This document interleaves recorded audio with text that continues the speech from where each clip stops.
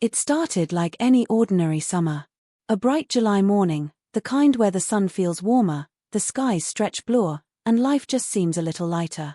A father and his two kids, Ellie and Mason, packed up their bags and set off for what was supposed to be a simple, relaxing family getaway to a cabin tucked away in the Smoky Mountains of Tennessee.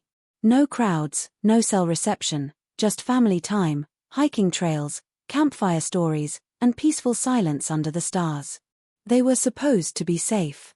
But by the end of the third day, the only sound echoing through the trees was the panicked cries of a father calling out his daughter's name, over and over, into the vast, empty wilderness.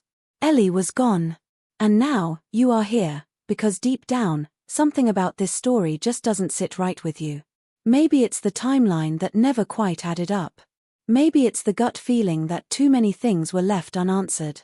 Or maybe, just maybe, you've seen enough unsolved mystery videos to know when a little girl vanishes during a family vacation, and no one sees or hears a thing, someone is hiding the truth. And in this case, it took a decade.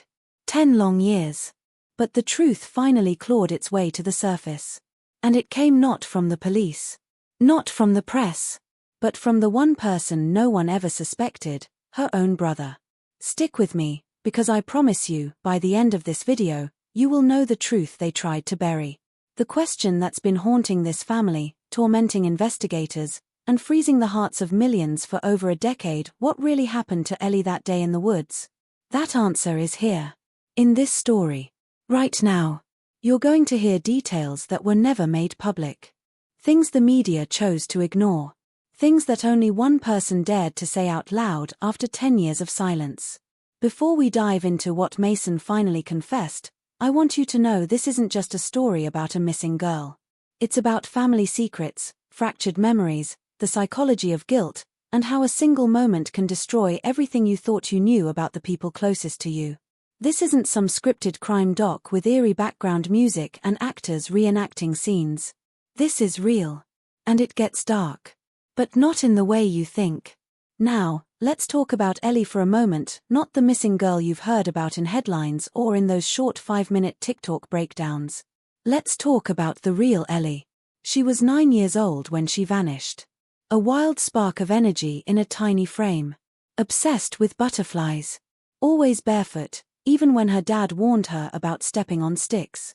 She'd paint little rocks with smiley faces and line them up in the garden to keep the sad people away, she once said. Ellie wasn't the type of kid who just wandered off. She wasn't quiet or shy. She was loud, curious, and always asked why about everything. Her favorite question was what happens next. And if you've ever lost someone, or feared losing someone, then you understand this: when a child disappears, time doesn't just stop. It fractures. And what's left behind never quite fits together again. Her father, Dave, was a Navy veteran, tough on the outside, rigid, structured. He didn't believe in showing too much emotion. A man of few words, but fiercely protective. And her older brother, Mason, was 14 at the time, introverted, quiet, always had his headphones on. Not the kind of kid who opened up easily. He stayed in the background, letting Ellie take the spotlight. But the way he looked at her, there was no doubt. He adored her. So when Ellie went missing, the official story was that she wandered off during a short hike behind the cabin. Dave said he turned around for a second, just 1 second, to help Mason with his backpack. When he looked back, Ellie was gone. Vanished. They called for her. Searched the woods. Called local rangers. A full search team arrived within 2 hours. Dogs. Drones. Flashlights. Volunteers. But they never found a single trace. No footprints. No torn clothing. Nothing. Just silence. And in the days that followed, the story spread like wildfire. The media painted it as a tragic accident. Little girl lost in Smoky Mountains. Hashtags like #FindEllie started trending. Candlelight vigils were held. Dave gave one interview, just one, before shutting out the press completely. He said, "I took my eyes off my daughter for 1 second, and now she's gone. That's on me." After that, he never spoke to media again. The case went cold. Until now. You see, Mason disappeared from public life shortly after Ellie vanished. He stopped going to school. Was homeschooled for the rest of his teenage years. No social media. No interviews. No public appearances. It was like he vanished too emotionally, mentally, just faded into the shadows of the missing girl case that swallowed their family whole. But 10 years later, on the exact anniversary of Ellie's disappearance, Mason uploaded a 47-minute video to YouTube. No warning. No promo. Just a black thumbnail and the title, "My Sister Didn't Get Lost. She Was Taken." In that video, he didn't cry. He didn't plead. He just talked. Calmly. Slowly. But every word was a brick in the wall that had hidden the truth for so long. And what he said changed everything. But before we play you clips of that confession, you need to understand what Mason lived through. Because sometimes, the truth isn't just about facts. It's about trauma. It's about memory, and fear, and guilt so heavy it bends reality itself. And when a 14-year-old boy holds on to something this dark, for this long, there's only one reason: he was protecting someone. But who? This story isn't just about solving a mystery. It's about what we do to survive grief. It's about the lies families tell themselves to keep breathing. It's about the unbearable weight of knowing the truth and the unthinkable cost of finally saying it out loud. And as you watch, I want you to keep asking yourself, if you knew something that could destroy your family, would you speak up? This is more than just a missing girl story. It's a blueprint for what happens when silence is louder than screams. When every adult fails to listen. When a child sees too much, too soon, and no one believes him. Or worse, they do. And they choose to bury it. You stayed because you need answers. And you will get them. But I want you to feel it. To walk through the woods with them. To hear the silence that swallowed Ellie. To see the subtle cracks in Dave's story. To understand what Mason saw and why it broke him. Because what he finally reveals isn't just shocking. It's disturbing. And you need to hear it all before you judge. Because by the time you reach the end of this video, you'll realize this wasn't an accident. It wasn't nature. And it sure as hell wasn't random. It was something far more sinister. Something Ellie felt, but couldn't escape. Something that had been hiding in plain sight, wearing a father's face, and a brother's silence. So stay with me. Because right after the break, we go back to the cabin. Back to day one. To the moment this nightmare began. And we start uncovering the small clues, the ones everyone missed. The ones that prove Mason was telling the truth all along. But be warned, once you hear what really happened to Ellie, you can't unhear it. And the first clue? It was hidden in a photograph taken just hours before she vanished. A photo Ellie never meant to take. One that, when zoomed in, reveals a shadow standing far behind the trees, watching her. Smiling. The photo in question had been buried deep inside an old camera roll stored on a forgotten SD card, one that Mason found purely by chance while sorting through boxes in the attic after their father's death. That's right, Dave had passed away just 6 months before Mason uploaded his now infamous video. Official cause, a heart attack in his sleep. No foul play, no suspicion. But if you listen to Mason's voice in that video, there's something cold in it when he says, "My father died with a secret. And now that he's gone, I don't have to protect him anymore." It wasn't anger. It wasn't grief. It was release. Like he had been waiting a lifetime to breathe again. And what triggered this release wasn't a sudden change of heart or a midnight revelation, it was that old SD card.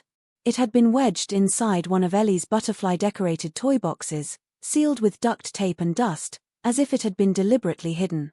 And when Mason opened it, he found a series of photos Ellie had taken just before she disappeared. Most were innocent trees, squirrels, her muddy sneakers, even one of Mason picking his nose, which he laughed at, even through tears.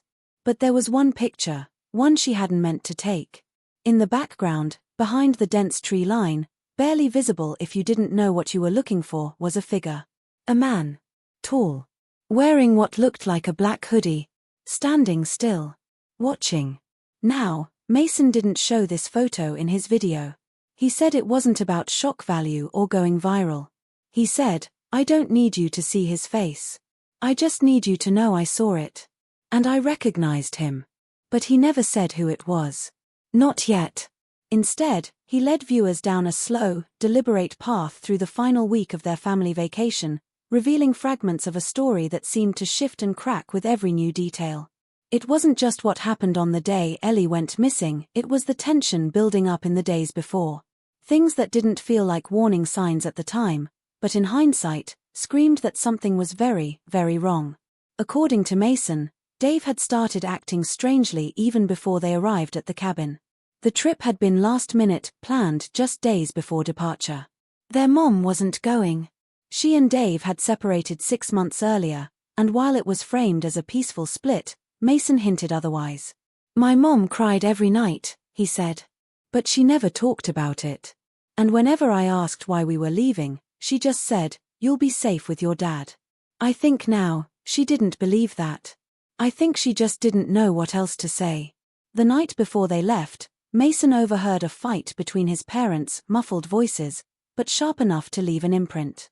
The only thing he caught clearly was his father's voice saying, "This is my time with them. You had your chance." At the time, it just sounded like a bitter custody squabble.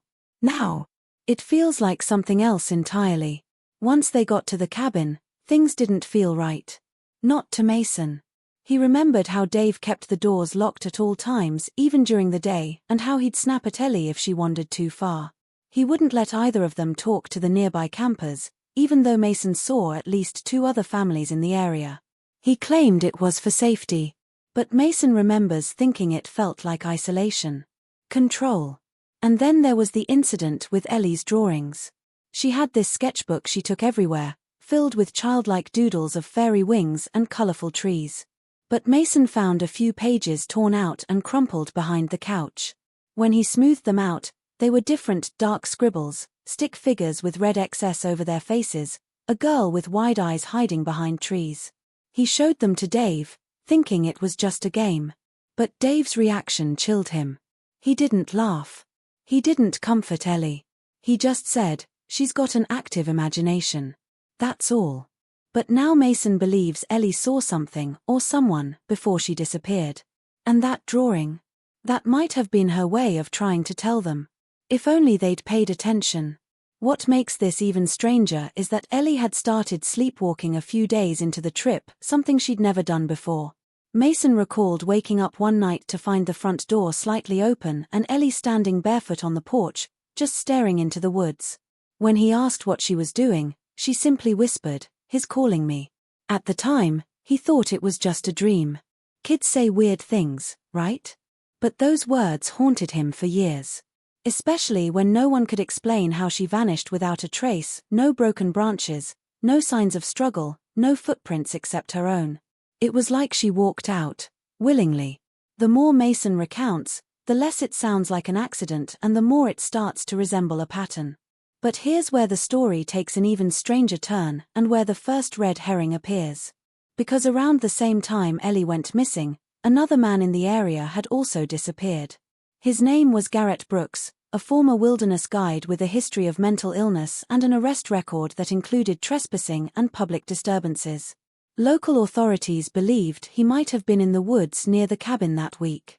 Some even speculated that he may have taken Ellie. But no evidence ever tied him to the case. His own family insisted he wasn't dangerous, just unwell, and he was found dead 3 months later in an abandoned shack over 20 miles away. Cause of death: dehydration. They ruled him out as a suspect. But in a twist of coincidence or fate, his shack contained several children's items. A tiny shoe. A hair ribbon. A notebook with drawings remarkably similar to Ellie's. This discovery threw the case into chaos. Some were convinced Garrett had abducted her and left her to die. Others believed he simply collected things, and the items weren't related. Mason, however, didn't believe Garrett had anything to do with it. He said, "I think Garrett saw what happened. I think he tried to help. And I think that's why he ran." But if Garrett wasn't responsible, who was? And why would Dave be so protective after Ellie disappeared, almost paranoid about talking to the media or allowing the police to dig too deep? Why did he insist on cremating Ellie's belongings only weeks after her disappearance, despite the case still being active? Why did he distance himself from both sides of the family and move to a new town, cutting off all contact with childhood friends, neighbors, and even Ellie's school? And here's where the second red herring comes in. A neighbor at the new home Dave moved into reported hearing violent arguments late at night between Dave and an unidentified man. Some believed it was a debt collector. Others whispered it had something to do with an underground network, trafficking, even.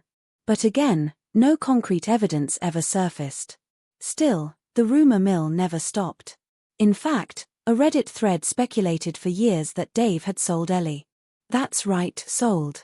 It sounds outrageous. But when you peel back the layers of this case, nothing feels impossible anymore. Now, Mason never confirmed that theory. He only said, "My dad wasn't who people thought he was.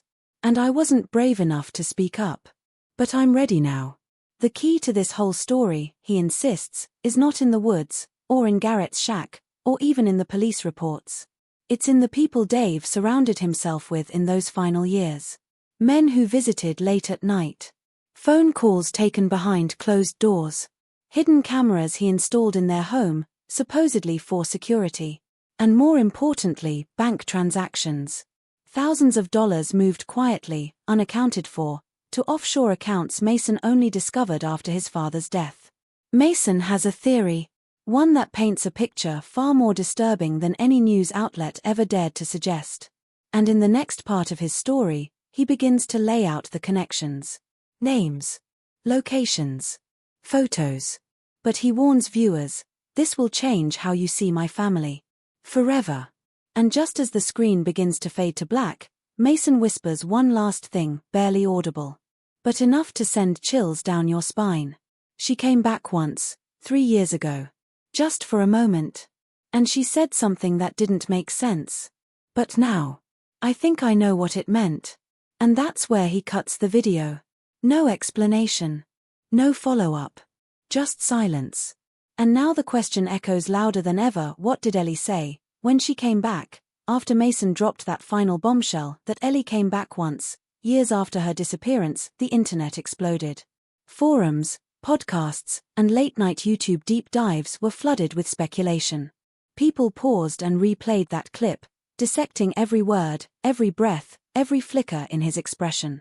But while the audience was busy speculating, Mason was already pulling at the next thread. And that's when things started to get dangerous. For the first time since he started digging, Mason wasn't just met with silence or skepticism, he was met with interference.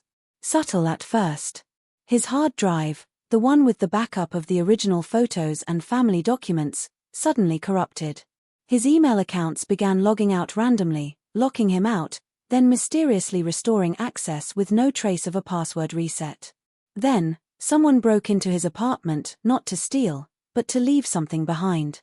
A single note, taped to his bathroom mirror, written in Sharpie, "You got your answer. Leave it there." Mason knew then that he was onto something real. This wasn't a ghost story or a psychological spiral. Someone didn't want the full truth to surface.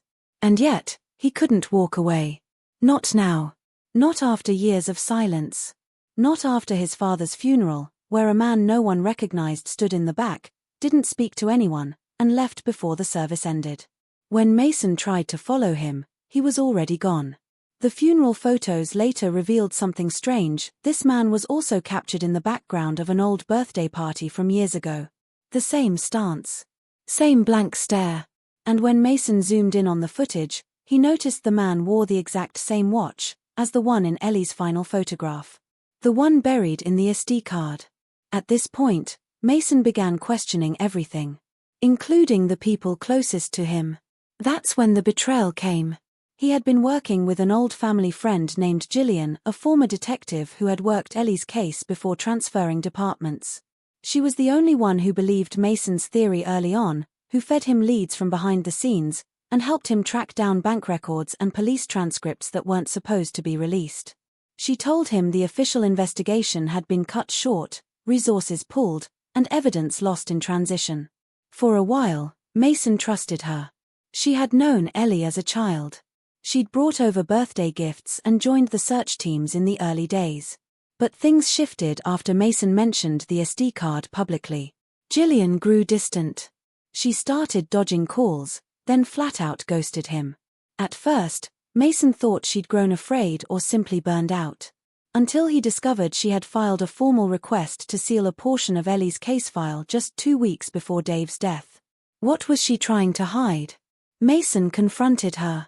He didn't record the conversation, said he didn't want her to feel ambushed, but the summary he gave in a follow-up video shook his subscribers.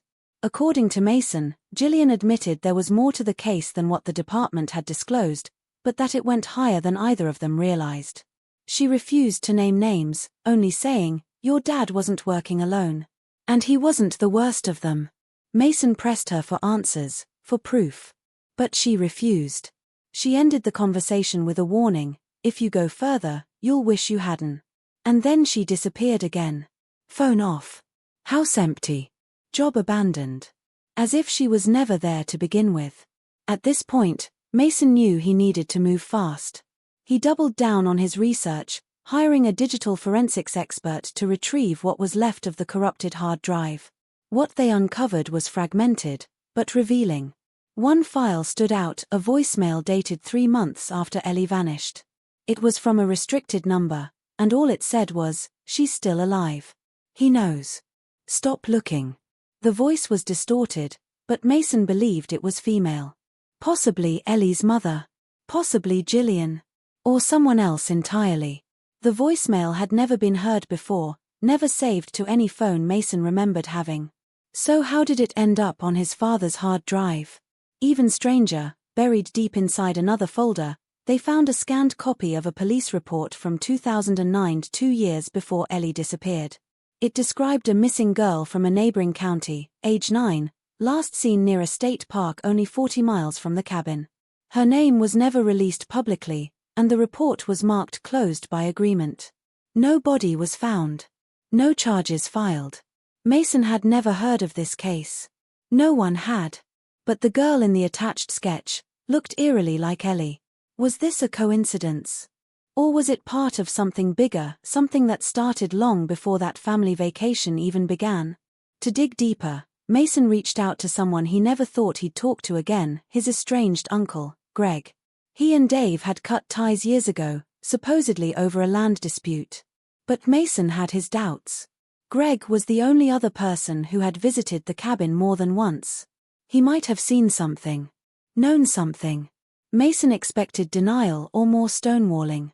Instead, Greg answered on the first ring and said 4 words that flipped the whole case upside down. "I thought she told you." Mason froze. Told me what? But before Mason could open it, the screen cut to black. And that was the end of the video. No explanation. No follow-up. Just the sound of someone or something knocking from the other side of the door. The knock behind the door wasn't a sound Mason could easily dismiss. It was heavy, deliberate, and undeniably real. He stood frozen, his phone trembling in his hand as it continued to record in low light. The wind outside howled through broken panels of the cabin, but it couldn't drown out that slow, methodical knocking from behind the rusted door. He backed away, heart hammering in his chest, torn between fear and the unstoppable need to know what was on the other side. But before he could move forward again, the old bookshelf, now leaning dangerously off its hinges, creaked and shifted, crashing sideways and partially blocking the door. Dust filled the air. Mason coughed and stumbled back, scrambling out of the cabin. He didn't sleep that night. Instead, he drove 2 hours to stay with his cousin Haley, someone he hadn't spoken to in years, someone who had once shared secrets with Ellie that Mason never fully understood. Haley had grown up just a few streets away from them and used to spend entire summers at the cabin with Mason and Ellie. She disappeared from their lives right after Ellie vanished, and now Mason was beginning to understand why. When he showed her the footage, Haley's expression shifted. Not to disbelief, but recognition. Her hands trembled as she reached for the screen. "You heard it too?" she asked, her voice barely a whisper. Mason stared at her. "What do you mean, too?" That's when Haley revealed she had received a letter the day after Dave's funeral. No return address. Inside was a single Polaroid photo of Ellie as a teenager, clearly older than she was at the time of her disappearance. She was sitting on a bench near what looked like a gas station, head turned slightly, eyes wide and alert, but not scared. The photo had a timestamp, July 2015. That was 4 years after Ellie went missing. On the back of the photo was a message written in the same jagged handwriting as the note left in Mason's apartment. She made her choice. You should too. Haley had kept the photo hidden, unsure whether to believe it was real. She never told the police. Never told Mason. She'd been warned once before, years ago, when she went snooping through Dave's office after Ellie vanished. Someone had left her a voicemail that simply played heavy breathing, followed by a muffled voice saying, "Not your story to tell." She'd been 16 at the time, terrified, and convinced it was just a cruel prank. But now, watching Mason's video and holding the Polaroid again, everything clicked into place. Mason and Haley began comparing notes, literally, and uncovered more inconsistencies. For one, the family photo albums Dave had kept were all missing entire years of Ellie's life. Not just 2011 when she vanished, but everything from late 2008 to 2010. Haley swore she remembered a school dance, a birthday party, even a camping trip where Ellie had acted strange and withdrawn, but none of those events were documented in the house anymore. It was as if someone had gone back and rewritten Ellie's entire history. The more they pieced together, the more disturbing it became. Ellie hadn't just vanished, she'd been erased. And now, new signs were beginning to surface. Late one night, Mason received an encrypted email from an unknown source. No subject line. No message body. Just a file attachment titled, Survivor. When decrypted, it revealed a grainy surveillance clip from a hospital security camera dated 2 weeks after Ellie's supposed reappearance in 2015. The girl in the footage was heavily bandaged, hunched in a wheelchair, being pushed by a nurse with no name tag. The video lasted only 18 seconds before it glitched out. But Mason recognized the bracelet on the girl's wrist. It was the same one Ellie had made at summer camp when she was 9. The pattern was unmistakable: purple, green, and yellow knots in an uneven loop. It was Ellie. Or someone pretending to be her. But why would she be in a hospital? What happened to her between the photo and that footage? And why was none of it in any official record? Things got worse when Mason tried to trace the nurse in the footage. He posted stills online, asking for help identifying her. Within hours, the video was taken down for violating community guidelines. His account was temporarily suspended. Then Haley's phone was hacked. Personal photos were leaked to a private forum under a burner profile, her address doxed in the comment thread. They were being watched, tracked, targeted. Someone wanted them to stop. Someone was erasing their progress in real time. And yet, Haley wasn't backing down. She confessed something else, something she had buried for years. A month before Ellie vanished, Haley had overheard Dave arguing on the phone in the middle of the night. He'd said, "She's not ready. I won't do this again." The voice on the other end was muffled, but calm, and simply replied, "You don't get to decide. You made a deal. One daughter. That was the price." Mason could hardly breathe when he heard that. What kind of deal? Who was the other daughter? Did they mean Ellie? Or someone else? Mason had always believed there was no one else. But as Haley dug deeper into birth records and local archives, something came to light that changed the trajectory of everything. A certificate of live birth issued in 2001 to a David and Rebecca Ward for a baby girl named Emily Rose Ward. Not Ellie. Emily. But then, in 2005, that name disappeared from all records. It was as if she never existed. The family moved that year, changed addresses, started fresh. And by 2006, every public mention of Emily had been replaced with Ellie. Even school records. Even medical files. As if Ellie was an alias, or a second life. Mason's world shattered in that moment. If Ellie wasn't her real name, if she was someone else entirely, what did that say about everything they thought they knew? And more importantly, who had the power to bury an identity like that? It wasn't just a missing persons case anymore. It wasn't just a story of a girl lost in the woods or kidnapped by a stranger. This was something orchestrated, protected, controlled. And Mason, now neck-deep in it, was closer than ever to revealing a truth that someone had killed to protect.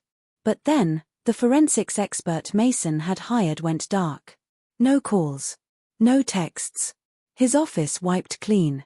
Only one thing remained in the mail a week later, an unmarked USB drive with a short clip, no timestamp, no metadata. In the video, a hand holds a newspaper up to the camera. The headline reads, "Second girl missing from Lakewood Trail, FBI declares case connected." Mason zoomed in. The date was July 10, 2001, exactly 10 years before Ellie disappeared. And the girl in the photo beneath the headline? She looked just like Haley. It started with the sound of tires crunching gravel outside Mason's motel room. It was close to midnight, and he hadn't told anyone where he was staying, not even Haley. He had chosen a small, tucked-away spot off the interstate near Lakewood Trail, the kind of place where the neon sign flickered and the vending machines only accepted quarters. It wasn't fancy, but it was anonymous. Or at least, he thought it was. He pressed his back against the wall, lights off, phone in hand, breathing as quietly as possible. The footsteps came next, slow, measured, like someone taking their time because they didn't need to rush. Whoever it was knew Mason was inside. He watched the shadow of their boots stop just outside the door. Then a quiet scrape, like a key being tested in the lock. He held his breath. But after a long, tense pause, the shadow moved away, disappearing into the night like smoke. When Mason finally looked out the peephole, the parking lot was empty. No taillights. No engine noise. Just the eerie silence that felt too intentional to be real. The next morning, he found a note taped to the inside of his car windshield. It was a simple piece of notebook paper, folded in half.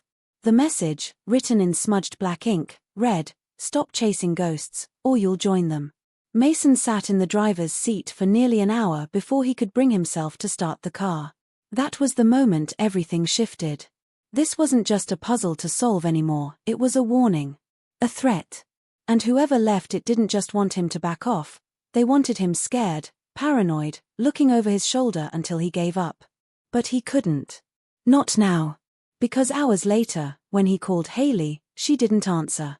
She always picked up. Always. He texted, emailed, even messaged her on an old private app they used years ago during their teen years. Nothing. By the time he drove back to her apartment, her car was still in the lot, but the door was slightly open. Inside, the place had been torn apart. Furniture flipped. Cabinets emptied. Laptop smashed. No signs of struggle, no blood, no personal items missing, but it felt like someone had been searching for something. Or erasing something. Mason stood in the center of the chaos, pulse pounding, as 1,000 questions swarmed his mind. Was Haley taken? Or had she gone into hiding? Was she the target, or was it him? That's when he noticed the missing photo. The Polaroid. The only copy they had of Ellie from 2015 was gone, along with the USB drive containing the hospital surveillance footage. It was as if someone had walked in with a checklist and removed every piece of progress they had made. Mason sank to the floor, hands shaking, overwhelmed by helplessness and guilt. He should have never involved Haley. She had warned him that things didn't add up, that people who got too close to the truth never came back the same. And now she was gone, just like Ellie. The hours that followed blurred into a haze of fear and obsession. Mason drove aimlessly for miles, hoping to catch a glimpse of Haley's car, or maybe spot someone following him. He kept checking his rearview mirror, convinced he was being tailed. And then came the flickers, tiny glints of headlights staying just far enough back to be invisible in daylight but unmistakable under the moonlight. Mason switched lanes, took random turns, pulled off on exit ramps at the last second, but the vehicle remained behind him, persistent and unbothered. Eventually, it vanished as suddenly as it had appeared. Still, Mason couldn't shake the feeling that they were toying with him, letting him know they were always watching. That night, sleep didn't come. He scrolled through Ellie's old social media posts, desperate for some overlooked detail, some buried clue that would make everything click. And there, buried in the comments of a post from 2010, was something new. A username he didn't recognize, _E13shadow, had posted a single-word comment, "Repeat." When Mason clicked the profile, it redirected to a dead page. Nothing archived. No trace. But the word stuck with him. Repeat. It wasn't just a threat or a taunt, it was a clue. Something had happened before. Something that was happening again. Ellie wasn't the first, and she wouldn't be the last. Mason pulled up news archives, digging into local stories from years before Ellie's disappearance. What he found chilled him to the core. There had been another girl. Another family. In 1991, a case nearly identical to Ellie's, a young girl named Melanie Brooks had gone missing while camping with her father in the same forest near Lakewood Trail. No suspects. No evidence. Just a sudden vanishing that left the town shaken and confused. The similarities were too precise to ignore: the age, the remote setting, the lack of any signs of struggle. But here was the most disturbing part. Melanie's older brother, Alex Brooks, had started his own investigation a decade later, and was killed in a car crash the same year. Officially labeled an accident. But the pattern was clear. Mason's thoughts spiraled. Was this a cycle? Was there some dark ritual or buried secret that repeated itself every 10 years? Was his family chosen? Or cursed? And then came the moment that broke whatever was left of his sanity. Back at his motel, in the middle of the night, he received a video call from a blocked number. When he answered, the screen was black for a few seconds, then flickered to life. A girl sat in a dimly lit room, eyes wide, mouth taped shut. She looked bruised but alert. Mason's stomach twisted as he recognized the face. It was Haley. She tried to speak, her eyes darting frantically at the camera, as if begging him to understand something. In the background, a voice spoke calmly, as if reading from a script: "She's alive. For now. Keep digging, and you'll bury her." The screen went dark. Mason sat in silence, the weight of it all crushing down on him.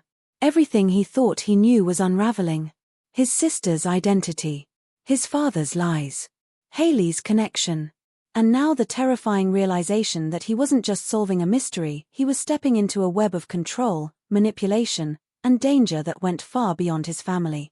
Somewhere, hidden in shadows, someone was pulling strings. Watching. Silencing. Erasing. And the only reason Mason was still breathing was because they wanted him to keep playing along. For now, Mason hadn't slept in 2 days. His nerves were shot, his thoughts racing through layers of confusion, fear, and guilt.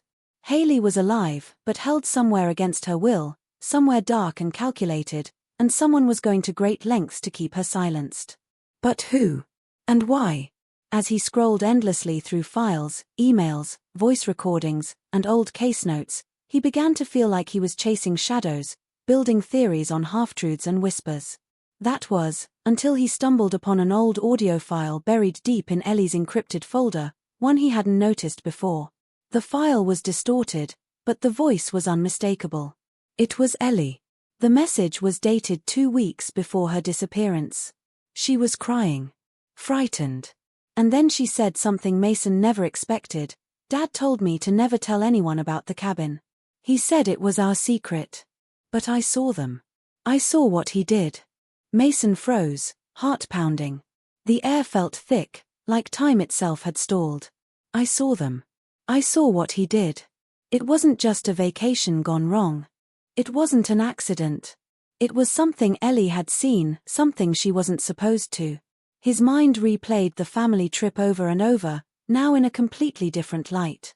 His father, the man who'd been grieving for a decade, might not have been a helpless parent after all. What if he was involved from the beginning? Mason's hands trembled as he dug up old maps, desperate to locate the cabin Ellie had mentioned. They had visited several over the years, mostly rentals through old friends or co-workers, but there was one trip that stood out: a brief, unplanned detour in the mountains when their car broke down. Mason had always accepted the excuse, but now the memory clawed at him. That night, their father had insisted they stay at a hunting lodge owned by a friend, one that Mason had never seen listed anywhere and couldn't find again. He remembered Ellie crying herself to sleep. At the time, he thought she just missed her mom.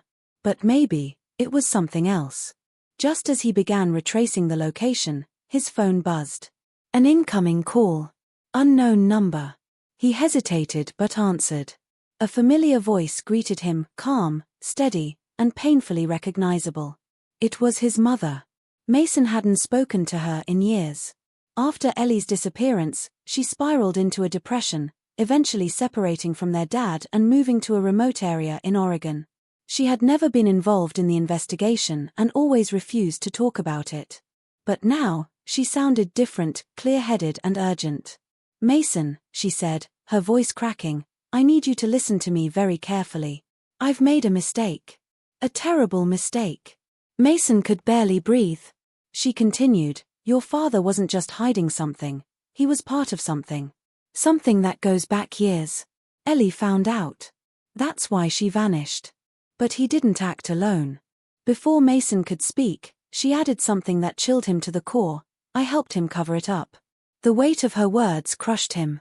He wanted to scream, to deny it, to hang up and pretend he hadn't heard what he just did. But a sick feeling in his gut told him it was true. His mom confessed to helping dispose of Ellie's belongings to protect the family, she said. She claimed she didn't know everything at the time, only that his father was panicked and told her they had no choice. Over the years, she convinced herself it had been a mistake, an overreaction, that Ellie had simply run away and that they were just protecting her memory from scandal. But now, with Haley gone and threats resurfacing, she believed it was all connected to something bigger. Something Mason was never meant to uncover. Shocked, Mason returned to Haley's apartment later that day, hoping to find anything he missed. That's when he found a memory card hidden beneath the floorboard under her bed. On it were audio clips, private interviews Haley had recorded with people from the original case. And buried in the last clip, recorded just 3 days before she vanished, was a name Mason never expected to hear: Rachel Thompson. Ellie's best friend from middle school. Someone who had disappeared from their lives after Ellie's funeral. The girl who had never returned a single call or message since. Mason remembered her as sweet, quiet, always tagging along with Ellie like a shadow. In the recording, Rachel's voice was strained, almost paranoid. "They were part of a group," she whispered. "They met at the cabin. It wasn't just about Ellie. There were others. It's a circle, it still exists. You don't get out unless they let you. If they find out I talked to you, I'm dead." Mason's blood ran cold. This wasn't just a mystery about one missing girl. It was deeper, something insidious, organized, and still active. Every person who got close to the truth was being silenced. Haley. Rachel. Even Mason's mother had gone into hiding. And now Mason realized something devastating. The case wasn't about uncovering what happened to Ellie. It was about exposing a network of people willing to do anything to keep their secrets buried, including killing their own. The betrayal stung deeper than he imagined. His family, his childhood memories, everything he thought he knew, it was all built on a lie. And somewhere out there, the people who orchestrated it were watching, waiting to see what his next move would be. The weight of it all was crushing Mason from the inside out. For every clue he uncovered, 10 new questions took its place. He had spiraled so deep into the dark corridors of his family's past that he couldn't tell where the lies ended and the truth began. But now, he stood on the edge of a decision that no one should ever have to make. In his hand was a flash drive, a second one, that his mother had mailed him anonymously just hours after their phone call. No return address. No message. Just the drive, slipped into an envelope and dropped through his mail slot. Mason hesitated before plugging it in, already sensing that whatever was on it could change everything. And he was right. On it was footage. Grainy, time-stamped from a decade ago, shot with what looked like an old camcorder. It showed Ellie. Scared. Crying. She was inside what looked like a wooden cabin, and someone was behind the camera, someone she clearly knew. She kept saying, "You don't have to do this, and I won't say anything." Then, a voice responded. A male voice. Mason's stomach turned as he recognized it. It was his uncle, his father's brother. The same uncle who had vanished years ago after claiming he needed to get away from everything. Mason staggered back from his laptop, breath shallow, rage and confusion knotting in his chest. His uncle had always been distant, aloof. At family holidays, he'd offer awkward jokes and disappear outside to smoke. No one thought much of it. But now it made sense. He had been there. He had seen something, done something. Maybe even everything.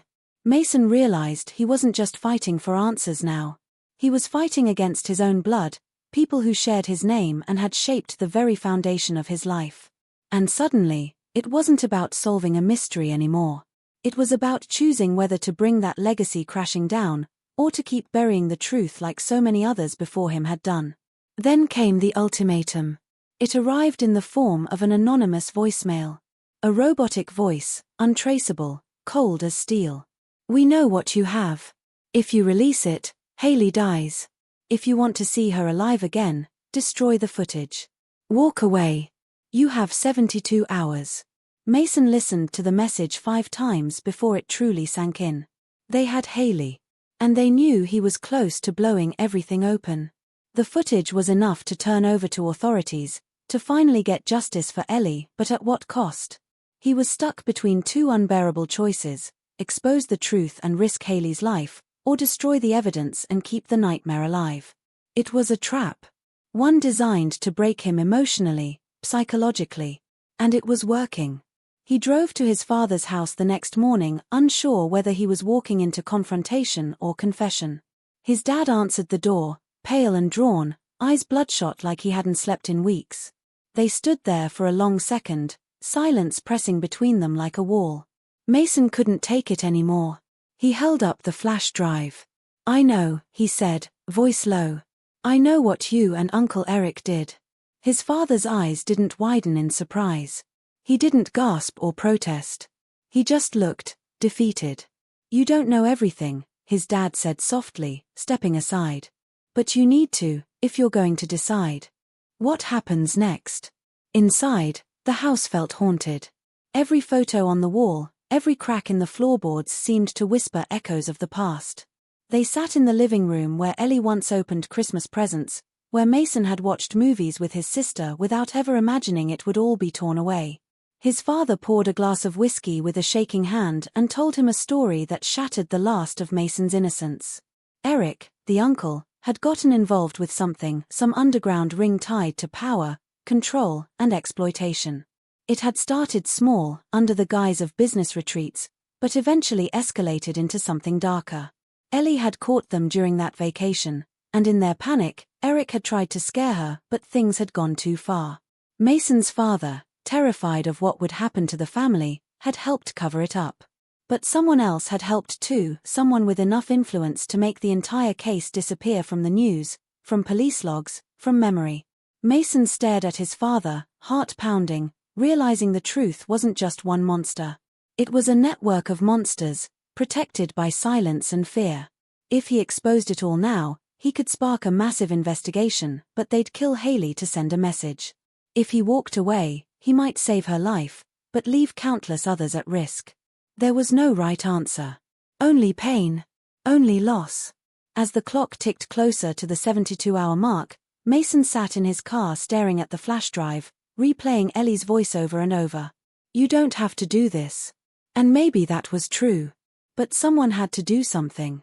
Then, without warning, his phone lit up. A message. A photo.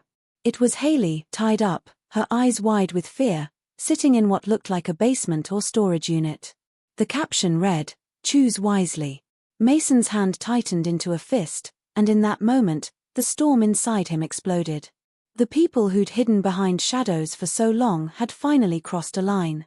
And Mason knew, whatever happened next, there would be no turning back. Mason's world was unraveling at a pace that made it hard to breathe. The flash drive burned a hole in his pocket, but it wasn't the only thing weighing him down. He couldn't stop thinking about that photo of Hailey alone, terrified, somewhere underground, God knows where. Every minute that passed felt like a countdown he couldn't stop. And then came the next blow.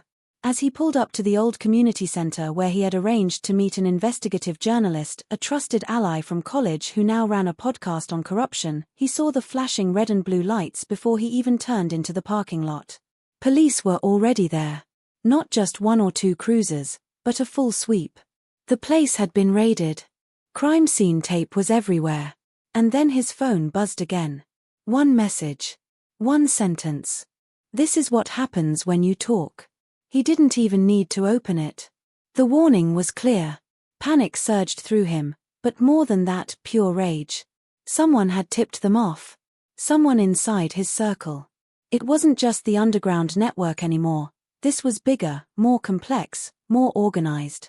These weren't just sick individuals trying to silence a story, they were part of something industrial, protected by people in positions of power, people who wore badges, carried gavels, held press conferences while hiding secrets behind closed doors. And now, Mason knew for sure this wasn't just about Ellie. It never had been. She was just the thread he'd pulled that started to unravel the whole rotten fabric. He raced to the only person he thought he could still trust, Jordan, his childhood friend and now an attorney, who had been advising him from the start. Jordan had always been the steady one, the rational one, the guy you called when everything fell apart. But when Mason burst through the door of Jordan's office, something was off. The receptionist looked rattled, like she'd just been yelled at. The office was too quiet, too still. And when he reached Jordan's private office, it was empty except for the open laptop sitting on the desk. Mason moved closer, drawn to the screen like it was calling him. What he saw hit him harder than anything else had so far. Emails. Dozens of them. From Jordan to names Mason didn't recognize, names linked to corporations, law firms, even state offices. There were files labeled client intel, whistleblower threat, family exposure. His own name was all over them. His movements, his calls, even his texts. Jordan had been tracking him, feeding information to someone else. Mason staggered back, gut hollowed out by the realization. Jordan wasn't just complicit. He was helping them. Managing the legal risk. Making sure that whatever Mason found, it never saw the light of day. His best friend had been playing both sides. And suddenly, the circle of betrayal felt endless. The door behind him creaked open. Mason turned, ready for anything. Jordan stood there, his face pale but unreadable. "You weren't supposed to see that," he said quietly, not even trying to deny it. "I tried to keep you safe, man. You don't understand how deep this goes." Mason's fists clenched. "Try me." Jordan closed the door and locked it, lowering his voice to a whisper. "This isn't about your sister. It's about control. People like Ellie, like you, who dig too deep, threaten the whole structure. The people funding this, they run contracts for the government, the military, tech firms, private security. If this story comes out, it doesn't just ruin careers, it brings down industries." Mason couldn't believe what he was hearing. It sounded like a bad Netflix thriller, except it wasn't fiction. It was real. He was in it. And now Hayley's life hung in the balance. "Where is she?" he demanded, voice trembling with fury. Jordan sighed, guilt flickering in his eyes. "I don't know exactly. But I can tell you this, if you go public, they won't just kill her. They'll erase you, too. They've done it before. The only reason you're still breathing is because of me." That was it. The betrayal was complete. Mason didn't wait. He grabbed the laptop, stormed out of the office, and drove without knowing where he was going. All he knew was that time was running out. Hayley was still out there. And now he wasn't just fighting ghosts from the past, he was fighting a machine built to silence anyone who got too close. The conspiracy stretched beyond his family, beyond his town. It had threads in every corner of the system, law enforcement, media, tech, even education. Places that should protect truth, not bury it. And Mason knew if he didn't act fast, this would all go dark again. Just like Ellie. Just like the others. As he sped down the highway, a name popped up on his phone, blocked number. He answered. The voice was masked, distorted. "You made the wrong move. Now it's too late." Then a loud crash in the background, metal, shattering, followed by a scream. It was Hayley. The line went dead. And Mason knew he had one shot left. One final chance to bring everything to light before they silenced him forever. The city was cloaked in darkness by the time Mason pulled into the edge of the industrial district, headlights off, heart pounding like a war drum inside his chest. The final address came from the last decrypted folder on Jordan's laptop, coordinates that led to an abandoned biotech facility, supposedly shuttered years ago after a chemical spill. But the truth, Mason now knew, was far more terrifying than any environmental violation. This was the place where the lies had begun, where the files labeled Project Echo were created and hidden. And if the screams on that last phone call were real and every bone in his body told him they were, then this was where Haley was being held. Or worse, where she had already been used for something Mason could barely wrap his mind around. The building loomed in front of him, all broken windows and corroded steel beams, but what stood out most was the faint, rhythmic glow of blue lights pulsing from within. Cameras. Infrared. They weren't just watching, they were expecting him. Still, Mason pressed forward, ducking low, moving through the shadows like a hunted animal desperate to reach the one person left in his life who hadn't betrayed him.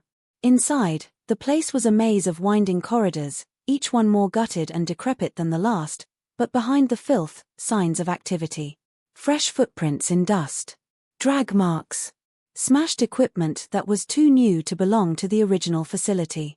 It was in the main chamber, once a lab, now converted into some kind of surveillance hub, that Mason found him, Dr. Claude Renshaw, the man Mason's dad once called a ghost with a PhD. Government-linked, corporate-funded, and long believed to be dead after a public scandal 20 years ago. But there he stood, alive, in a white coat stained with ash and oil, flanked by 2 guards with assault rifles and a clipboard in his hand like none of this was unusual. Renshaw looked at Mason with eerie calm, like he'd just been waiting for the final chess piece to move. "You were never supposed to make it this far," he said. "But I suppose curiosity runs in your family." Ellie was the same. The name stung like glass. Mason stepped forward. "Where's Haley?" Renshaw tilted his head. "She was the control group. That's what your sister never understood. We needed a way to test the long-term effects of environmental manipulation on memory retention. Haley was chosen because of her genetic alignment with Ellie. Your father gave us the samples himself." Mason froze. "That's a lie." Renshaw smirked. "Is it? Your father signed off on every stage. And when Ellie got too close to the source code, he cracked. Tried to save her. That's when we made the decision. One sibling disappears. The other lives a normal life. A decade of data. Until now." Mason's breath caught in his throat. None of it made sense, and yet, it did. Every strange behavior from his dad. Every evasive answer. Every look of guilt. Mason had always thought it was grief. But it was shame. Complicity. He backed away slowly, until his hand brushed the edge of a desk, and that's when he saw it. A monitor. Live feed. A small room. Haley. Alive. Tied to a chair but moving, thrashing, fighting. "Let her go," Mason shouted, but Renshaw only nodded to the guards. They lifted their weapons. "We can't let this reach the surface," he said. Suddenly, the building erupted with blinding light and sirens. A breach alarm. Mason ducked just in time as the wall behind Renshaw exploded inward. Jordan. Bleeding, limping, but alive. "I'm done playing both sides," he yelled, unloading a stun round into one of the guards. In the chaos, Mason dove for the controls. He hit release all, a red button that looked like it hadn't been touched in years. Doors flung open across the facility. Cells. Test rooms. Holding chambers. Dozens of others, blinking against the light, emerged into the hallway. Mason ran toward Haley's room, heart in his throat. She was there. Really there. He tore the restraints off, pulled her into his arms. "I got you," he whispered. "We're getting out." But just as they reached the exit, Renshaw's voice boomed from the intercom. "You think this ends with me? You've only seen the beta version." And then, behind them, in the collapsing hallway, another girl. The same face. Same age. Same eyes. Haley stared in horror. Mason turned, frozen. A perfect clone. The screen fades to black outside the facility. Dawn broke across the skyline like a quiet reckoning. The air was thick with smoke and dust, sirens echoed distantly, and emergency vehicles formed a line along the cracked concrete. Mason sat on the back of an ambulance, blood drying on his knuckles, a wool blanket clutched around his shoulders though he felt no cold. Haley sat beside him, silent, her face pale, eyes wide and fixed on something far beyond the horizon. She hadn't said a word since they escaped. Not when the fire alarms went off, not when the guards surrendered, not even when the first responders arrived and rushed her to safety. It was as if something inside her had been locked away the moment she saw that identical face, the clone, the unfinished mirror image of herself created in a place that should never have existed. Mason had seen a lot in the past 10 years, but nothing as unsettling as that moment when two versions of his sister faced each other and neither one knew who the original was supposed to be. The authorities tried to keep things quiet. A hazardous containment breach was the official story, but Mason knew better, and so did Jordan, who was currently being debriefed somewhere behind the yellow tape, trading immunity for everything he knew. Renshaw had vanished in the chaos, slipping into the shadows like the ghost he'd always been, leaving behind a pile of corrupted hard drives, a few live test subjects, and an underground network now partially exposed. But no arrest. No handcuffs. No perp walk. Just more questions. Who funded Project Echo? Who else knew? And how many others were out there walking through life without knowing their identity had been rewritten in a lab? The government would bury it, Mason was sure of that. There would be no Netflix documentary. No Senate hearing. Just rumors and redactions and one more ghost story added to the digital wasteland of conspiracy theories and lost files. But for Mason, it wasn't about justice anymore. It was about truth. The truth he had spent a decade trying to unearth, the truth that had led him to the brink of insanity and back. His sister was alive. That should have been enough. And maybe, for a while, it was. For the next few weeks, they disappeared from the radar. No social media. No news interviews. Just long drives along the coast, nights in cheap motels, trying to breathe again, to find some version of normal. They barely spoke about what happened. Haley didn't ask questions. Mason didn't offer answers. The clone, the other Haley, had been taken by federal custody, though no one said where or why. She never spoke either, just stared at Mason as if memorizing his face, like maybe, deep down, she knew what they had taken from her too. In the end, closure didn't come in some cinematic moment or dramatic confrontation. It came quietly, in a dusty diner off the Pacific Coast Highway, where Mason slid a manila envelope across the table to a journalist he trusted, a USB tucked inside with fragments of video, audio logs, and classified reports Jordan had smuggled out before disappearing for good. Mason didn't stay to see the fallout. He didn't wait for headlines or backlash. He just walked back to the car, looked at Haley sleeping in the passenger seat, and drove west until the road ran out. Months passed. Seasons shifted. Life began to feel distant again, but not impossible. Mason worked odd jobs. Haley enrolled in therapy under an alias. She started painting again, mostly landscapes, but sometimes eyes. Always eyes. Watching from behind trees, windows, mirrors. Mason never asked, but he knew. Some memories don't belong to you, even when you live through them. One night, nearly a year later, Mason received a package at their rented cabin. No return address. Inside, a single photograph, grainy, black and white, of a woman standing in a forest. She looked exactly like their mother. But it couldn't be. She'd died years ago. Or had she? Mason stared at it for hours, heart pounding in his chest. Not fear. Not confusion. Something else. A new beginning, maybe. Or a warning. Or both. And in that moment, he realized, some stories never really end. They just change form, pass from one person to the next, a mystery carried like a virus, waiting for the next mind curious enough to unravel it. So if you're watching this, wondering if it's real, maybe you've got your own questions, your own gaps in memory or missing pieces that never quite fit. Just know this, the truth is out there. And sometimes, it looks just like you. Now, ask yourself, what if everything you remember isn't yours?